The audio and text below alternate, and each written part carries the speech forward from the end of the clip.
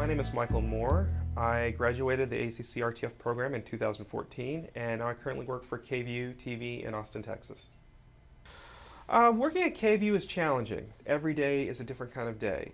I may be covering a traffic accident one day, I may be interviewing a cancer survivor the next day.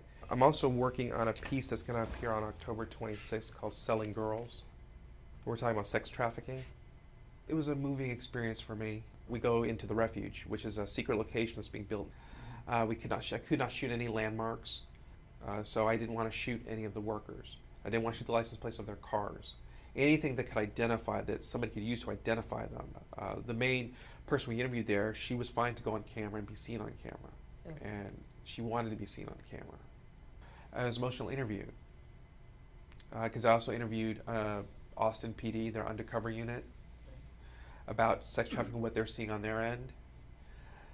We also interviewed the director of the refuge itself just to ask them about what they were doing, why they were doing it, what to expect, what they're hoping to accomplish.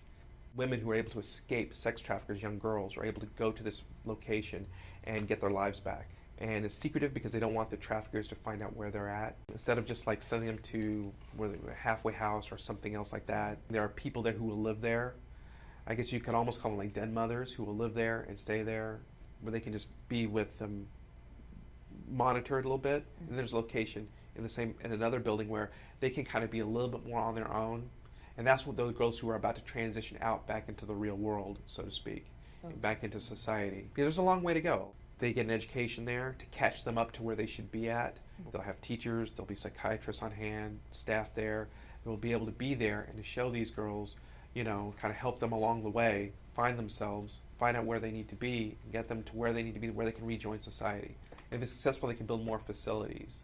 I don't know if it exists elsewhere, but there's nothing like it here.